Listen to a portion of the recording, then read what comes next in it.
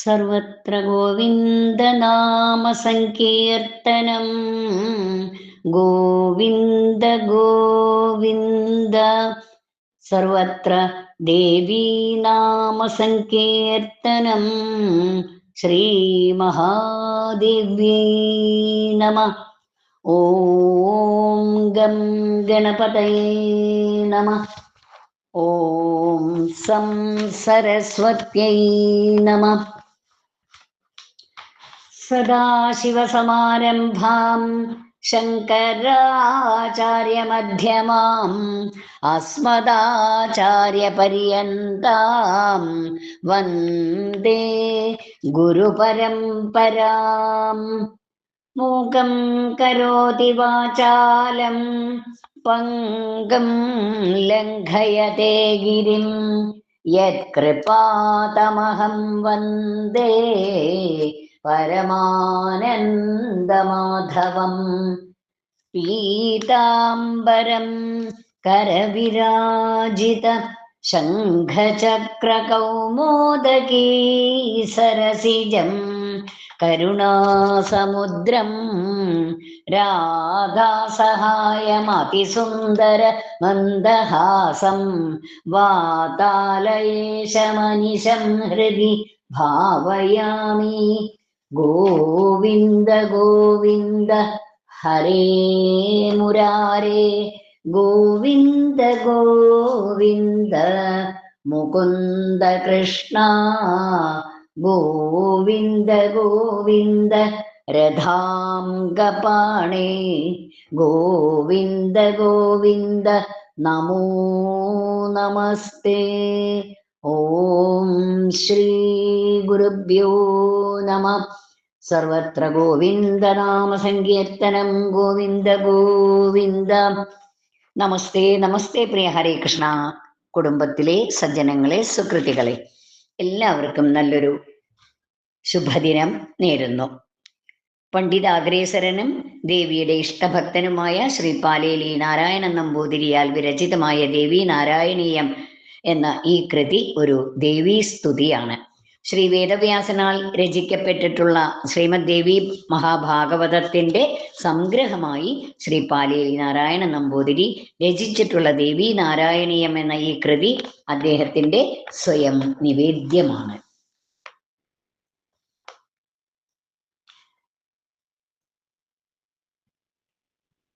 ശ്രീ പാലേലി നാരായണ നമ്പൂതിരി സംസ്കൃതത്തിലും സാഹിത്യത്തിലും അഗാധമായ പാണ്ഡിത്യവും ദേവിയുടെ ഉപാസനയിൽ അനുപമമായ ഭക്തിഭാവവും മനസ്സിൽ നിറച്ചു വെച്ചിട്ടുള്ള അദ്ദേഹം ഈ 19ാമത്തെ ദശകത്തിൽ വിവരിക്കുന്നത് ഭൂമിയുടെ ദുഃഖം.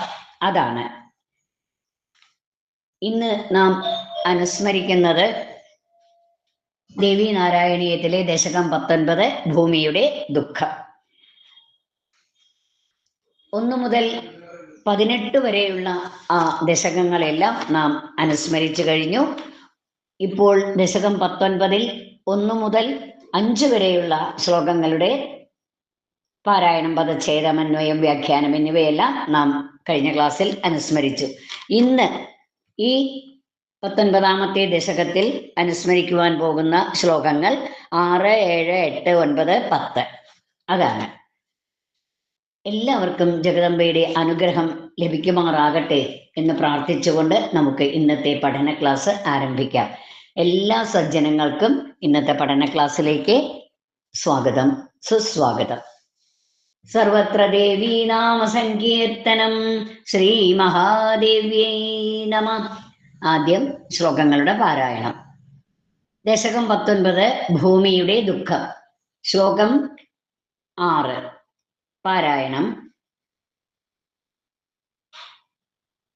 യദി സ്വതന്ത്രോസ്മി മമൈവ മാർത്തിർന സ്യാദ് വയം കർമ്മ കലാപബദ്ധാഃ സദാപി മായാവശകാ സ്തതോത്ര മായാധിനാഥാം ശരണം വ്രജാമഹ. ശ്ലോകം 7.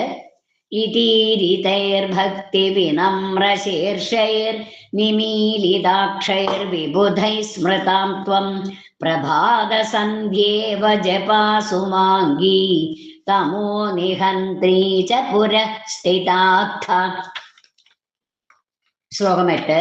ജാനേ ദശാംബോ വസുദേവപുത്രോ ഭൂത്വാ ഹരിർ ദുഷ്ടജനാൻ നിഹന്ത തദർത്ഥശക്തിരഹമസ്യ ദദ്യാമംശേന ജായേയ ച നന്ദപുത്രീ.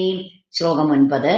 യൂയം ച സാഹായ്യമമുഷ്യ കർത്തുമംശേന ദേവാ ദയിതാ സമേതാഃ ജായേധ്വമുർവ്യാം ജഗദോസ്തു ഭദ്രമേവം വിനിർദിശ്യതിരോദധാധ. ശ്ലോകം 10. വിചിത്രദുഷ്ടാസുരഭാവഭാരനിപീഡിതം മേ ഹൃദയം മഹേശി അത്രാവതീര്യേദമപാകുരു ത്വം മാതാ ഹി മേ തേ വരദേ നമോസ്തു. മാതാ ഹി മേ തേ വരദേ നമോസ്തു. സർവത്ര ദേവീനാമസങ്കീർത്തനം. ശ്രീമഹാദേവ്യൈ നമഃ. ഓം ശ്രീ ഗുരുഭ്യോ നമഃ. ശ്ലോകം 6. പദച്ഛേദം. ആദ്യം പദച്ഛേദം, അതിനുശേഷം അന്വയാർത്ഥം, വിവരണം എന്നിവയെല്ലാം നമുക്ക് ശ്രവിക്കാം. പദച്ഛേദം. യദി സ്വതന്ത്രഃ അസ്മി മമ ഏവം ആർത്തിഃ ന സ്യാത് വയം കർമ്മകലാപബദ്ധാഃ സദാപി മായാവശഗാഃ തതഃ അത്ര മായാധിനാഥാം ശരണം വ്രജാമഃ. ഈ പദങ്ങളുടെയൊക്കെ അന്വയാർത്ഥം നോക്കാം. യദി സ്വതന്ത്രഃ അസ്മി, ഞാൻ സ്വതന്ത്രനായിരുന്നു എങ്കിൽ, മമ ഏവം, എനിക്ക് എപ്രകാരം ആർത്തിഃ ന സ്യാത്, ദുഃഖം ഉണ്ടാകുമായിരുന്നില്ല. വയം കർമ്മകലാപബദ്ധാഃ, നാം എല്ലാം കർമ്മബദ്ധന്മാരും സദാപി മായാവശഗാഃ, എല്ലായ്പ്പോഴും മായയ്ക്ക് കീഴ്പ്പെട്ടവരുമാണ്. തതഃ അത്ര, അതിനാൽ ഈ ഘട്ടത്തിൽ ആരെയാണ് നാം ശരണം പ്രാപിക്കേണ്ടത്? മായാധിനാഥാം ശരണം വ്രജാമഃ. മായാധിനാഥയെ, ആ ജഗദംബയെ, ലോകജനനിയെ ശരണം പ്രാപിക്കാം. ഈ ശ്ലോകത്തിന്റെ വ്യാഖ്യാനത്തിലേക്ക് പ്രവേശിക്കാം. ഇവിടെ കഴിഞ്ഞ 5-ാമത്തെ ശ്ലോകത്തില് മഹാവിഷ്ണുവിന്റെ അവശതയൊക്കെയാണ് ബ്രഹ്മാദി ദേവന്മാരോടും ഭൂമിദേവിയോടുമൊക്കെ അറിയിച്ചത്, അല്ലെ? ഇവിടെ വിഷ്ണു പിന്നെയും എന്താണ് ഇവിടെ പറയുന്നത്? യദി സ്വതന്ത്രഃ അസ്മി, ഞാൻ സ്വതന്ത്രനായിരുന്നു എങ്കിൽ എനിക്ക് ഇങ്ങനെയുള്ള അല്ലെങ്കിൽ ഇപ്രകാരമുള്ള ദുഃഖമൊന്നും ഉണ്ടാകുമായിരുന്നില്ല. വയം കർമ്മകലാപബദ്ധാഃ, ഈ കാണുന്ന നാം എല്ലാവരും കർമ്മബദ്ധന്മാരും സദാപി മായാവശാഗാഃ, എല്ലായ്പ്പോഴും മായയ്ക്ക് അധീനന്മാരുമാണ്. ഈ കർമ്മബന്ധത്തിൽ നിന്ന്, ഇങ്ങനെയുള്ള ഘട്ടത്തിൽ നിന്ന്, അപ്പോൾ ഈ നമ്മളെല്ലാവരും കർമ്മത്തിന് അധീനരാണ്, അല്ലെ? അപ്പോൾ ഈ മായയ്ക്ക് കീഴ്പ്പെട്ടവരാണ്. അതുകൊണ്ട് ഈ ഘട്ടത്തില്, ഇങ്ങനെയുള്ള ഈ ഘട്ടത്തിൽ നാം ആരെയാണ് ശരണം പ്രാപിക്കേണ്ടതെന്ന് വെച്ചാൽ, മായാധിനാഥയെ ശരണം പ്രാപിക്കണം, ആ ലോകജനനിയെ ശരണം പ്രാപിക്കണം എന്ന് വിഷ്ണു പറയാണ് അവരോട്. ആയിരുന്നുവെങ്കിൽ എനിക്ക് ഇതുപോലുള്ള ദുഃഖം ഉണ്ടാകുമായിരുന്നോ? ഇല്ലല്ലോ. എന്തുകൊണ്ടാണ്? എനിക്കൊരു ദുഃഖം ഉണ്ടാവുമായിരുന്നില്ല. കർമ്മബദ്ധന്മാരാണ് നാം എല്ലാവരും, മായയ്ക്ക് അധീനപ്പെട്ടവരാണ്, മായയ്ക്ക് അധീനപ്പെട്ടുകൊണ്ടിരിക്കുന്നു, മായയാൽ വശീകരിക്കപ്പെട്ടുകൊണ്ടിരിക്കുന്നു. അതുകൊണ്ട് നമുക്ക് എന്ത് ചെയ്യാം? മായാധിനാഥാം ശരണം വ്രജാമ, മായാധിനാഥയായിരിക്കുന്ന ആ ഭഗവതിയെ ശരണം പ്രാപിക്കാം. ഇവിടെ വക്താവ് ആരാണ്? വിഷ്ണു. ശ്രോതാക്കളായിട്ട് ആരാണ്? ബ്രഹ്മാദി ദേവന്മാരും ഭൂമിദേവിയും, അല്ലെ? ഇവരും ഒക്കെ മായയിൽപ്പെട്ട് കർമ്മബദ്ധന്മാരായിട്ടിരിക്കുകയാണ്. അപ്പോ മായയെ കീഴ്പ്പെടുത്തി കർമാതീതയായി വർത്തിക്കുന്നത് ആരാണ്? ആര് മാത്രമേ ഉള്ളൂ? അത് ജഗജ്ജനനിയായ ദേവി മാത്രമേ ഉള്ളൂ. ആ കർമ്മബന്ധത്തിൽ നിന്ന് മോചനം ആഗ്രഹിക്കുന്നവര് ആ ദേവിയെ തന്നെ ഭജിക്കണം. കർമ്മക്കുരുക്കിൽ നിന്ന് മോചനം വേണം എന്നാഗ്രഹിക്കുന്നവര് ദേവിയെ ആശ്രയിക്കണം. അപ്പോ ഭൂമിയുടെ ദുഃഖം തീർക്കാൻ ആർക്കാ കഴിയുക? ആ ദേവിക്ക് മാത്രമേ സാധിക്കൂ. നമുക്കെല്ലാവർക്കും കൂടി ആ ജഗജ്ജനനിയെ ആശ്രയിക്കാം. ആ ജഗജ്ജനനിയെ ആരാധിച്ച് പ്രീതിപ്പെടുത്തുക. ഭൂമിയുടെ ഇപ്പോഴത്തെ ദുഃഖമൊക്കെ തീർക്കാൻ ആ ദേവിക്ക് മാത്രമേ പറ്റുകയുള്ളൂ എന്ന് വിഷ്ണു ഭഗവാൻ അവരോട് പറയുകയാണ്. ശ്ലോകം 7 പദച്ഛേദം. ഇതി ഈരിതൈഃ ഭക്തി വിനമ്ര ശീർഷൈഃ നിമീലിതാക്ഷൈഃ വിബുധൈഃ സ്മൃതാത്വം പ്രഭാതസന്ധ്യ ഇവ ജപാസുമാംഗി തമോ നിഹന്ത്രീ ച പുരഃ സ്ഥിത ആത്ഥ. അന്വയം നോക്കാം. ഇതി ഈരിതൈഹി, ഇതി ഇപ്രകാരം, ഈരിതൈഹി പറയപ്പെട്ടവരും, ഭക്തി വിനമ്ര ശിർഷൈഹി ഭക്തിയാൽ തല താഴ്ത്തിയവരും, നിമീലിതാക്ഷൈഹി കണ്ണടച്ചവരുമായ, വിബുധൈഹി ദേവന്മാരാൽ സ്മൃതാത്വം സ്മരിക്കപ്പെട്ട അവിടുന്ന്, പ്രഭാതസന്ധ്യ ഇവ ജപാസുമാംഗി അതായത് പ്രഭാതസന്ധ്യ എന്ന പോലെ ചെമ്പരത്തിപ്പൂവിന്റെ നിറം പൂണ്ടവളും, തമോനിഹന്ത്രീജ തമസ്സിനെയൊക്കെ, അതായത് അജ്ഞാനത്തെയൊക്കെ നീക്കുന്നവള്, തമസ്സിനെ ഇരുട്ടിനെ നീക്കുന്നവളുമായി, പുരഃസ്ഥിത മുമ്പിൽ നിന്നുകൊണ്ട് ആഥ അരുളി ചെയ്തു. ഇവിടെ എന്താണ് പറയണത്? വിഷ്ണുവിന്റെ വാക്കൊക്കെ വളരെ ഭക്തിയോടുകൂടി ആ ബ്രഹ്മാദി ദേവന്മാരും ഭൂമിദേവിയും ഒക്കെ കണ്ണടച്ച് തല താഴ്ത്തിക്കൊണ്ട് നിന്നു, കേട്ടു. അതെല്ലാം ആ വിഷ്ണു പറയുന്നതെല്ലാം അവര് കേട്ടുകൊണ്ടേയിരുന്നു.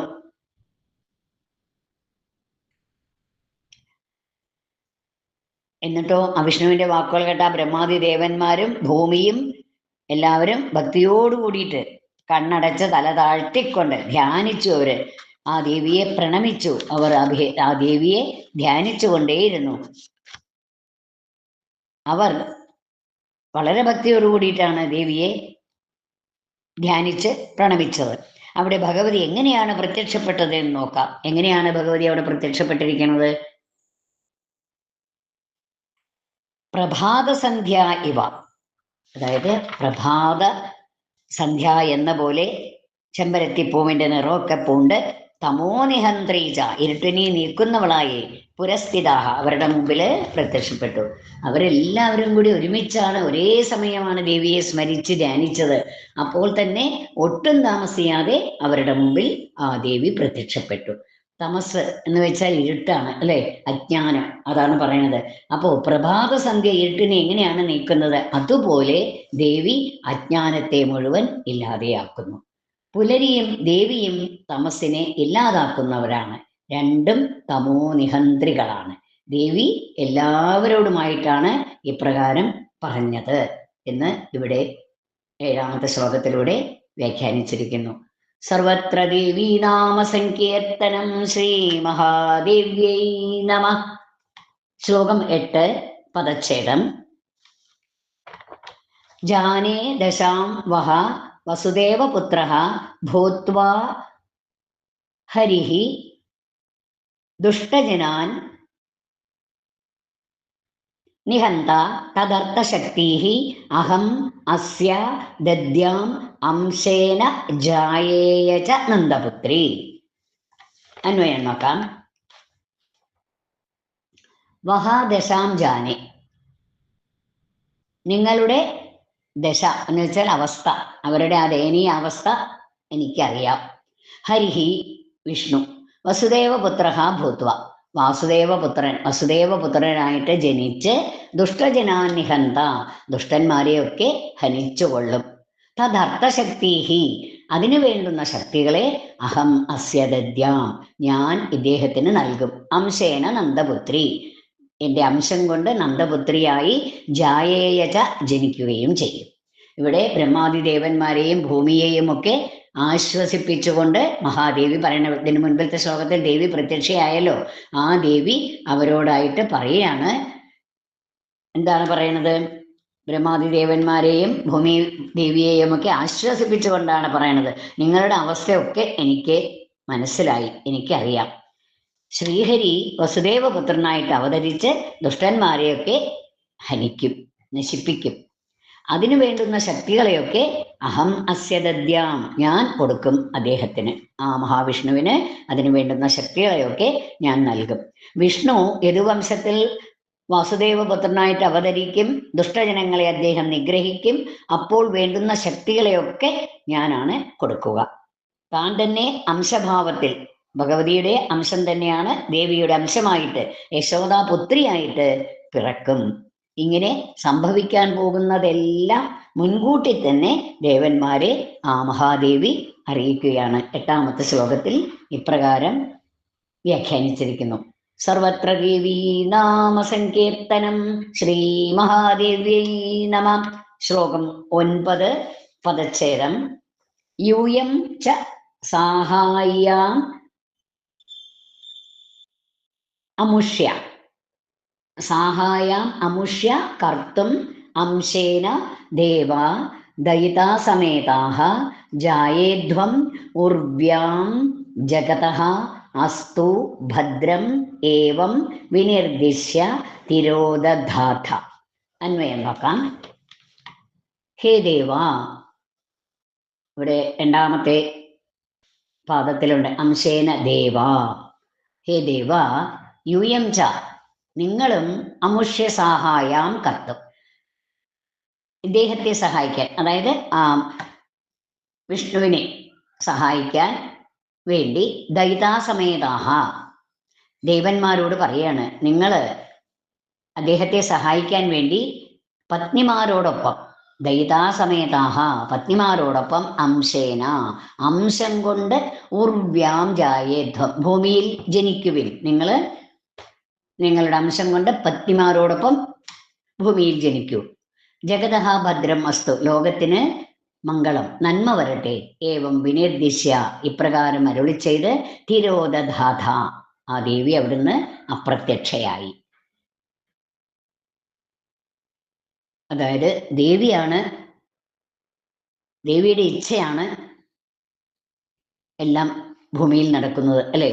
അപ്പോ ദേവി എന്താണോ ആസൂത്രണം ചെയ്യുന്നത്, എന്താണ് ചെയ്തത്, അത് വിഷ്ണു നടത്താൻ പോകുന്നത്, ആ ഭൂഭാരനാശനത്തിൽ ദേവന്മാരും പങ്കെടുക്കണം എന്ന് ദേവി അറിയിക്കുകയാണ്.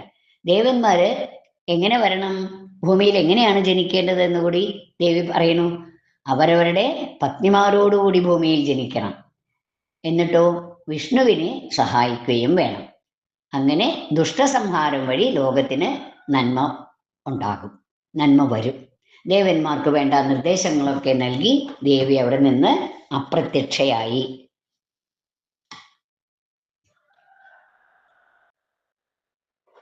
ദേവി അവിടുന്ന് അന്തർധാനം ചെയ്തു.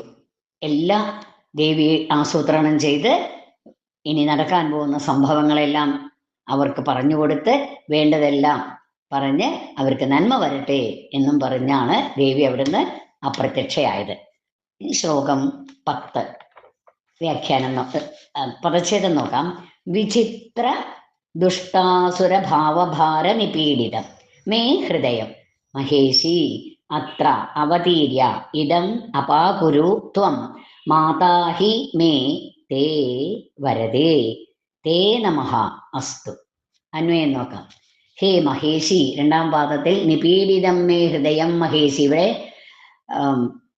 ഗ്രന്ഥകാരൻ മഹേശ്വരിയോട് പറയാണ്, ഹേ മഹേശ്വരി, മേ ഹൃദയം, എൻ്റെ ഹൃദയം, ഹേ മഹേശ്വരി, ദേവിയുടെ സ്തോത്രകാരൻ സ്തുതിക്കുകയാണ്. അല്ലെങ്കിൽ അദ്ദേഹത്തിന്റെ അപേക്ഷ ദേവിയോട്, ദേവിയുമായി സംവദിച്ചുകൊണ്ടാണല്ലോ ഈ സ്തോത്രം പാലേലി ശ്രീ നാരായണ നമ്പൂതിരി അവർ രചിച്ചിട്ടുള്ളത്. അപ്പോൾ ദേവിയോട് അപേക്ഷ അറിയിക്കുകയാണ്. എൻ്റെ മനസ്സും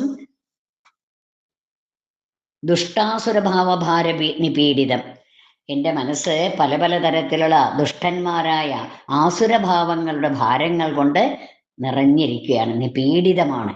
എൻ്റെ മനോഭൂമിയില് ദുഷ്ടന്മാരൊക്കെ പെരുകിയത് കൊണ്ട് നിപീഡിതനാണ് ഞാൻ എന്നാണ് സ്തോത്രകാരനായ പാലേലി ദേവിയോട് പറയുന്നത്.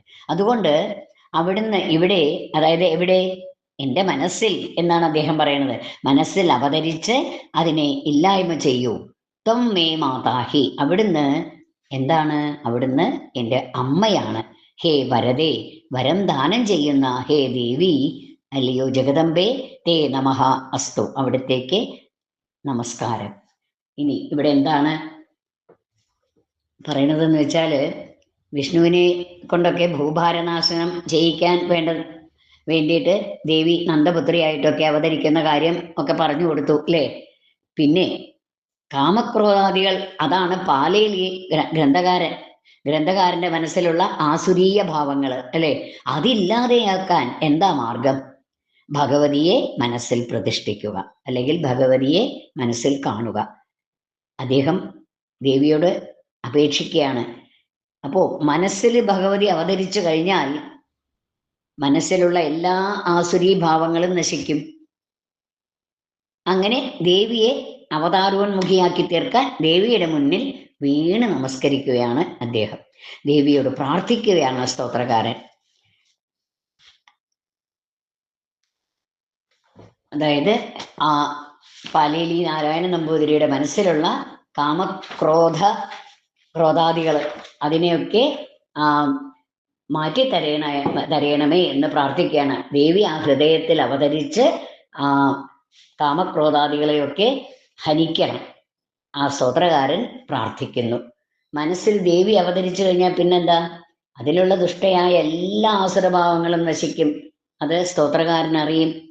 അതുകൊണ്ട് തന്നെയാണ് അദ്ദേഹം ദേവിയെ ഇങ്ങനെ അവതാരോന്മുഖിയാക്കി തീർക്കാൻ ദേവിയുടെ മുമ്പാകെ പ്രണമിക്കുകയും ചെയ്യുന്നത്. അങ്ങനെ ദശകം 19 ഇവിടെ ഭഗവതിക്ക് സമർപ്പിക്കുകയാണ്. എല്ലാവർക്കും ജഗദംബയുടെ അനുഗ്രഹം ലഭിക്കുമാറാകട്ടെ എന്ന് പ്രാർത്ഥിക്കുന്നു. സർവം ശ്രീകൃഷ്ണാർപ്പണമസ്തു. സർവത്ര ഗോവിന്ദനാമ സങ്കീർത്തനം.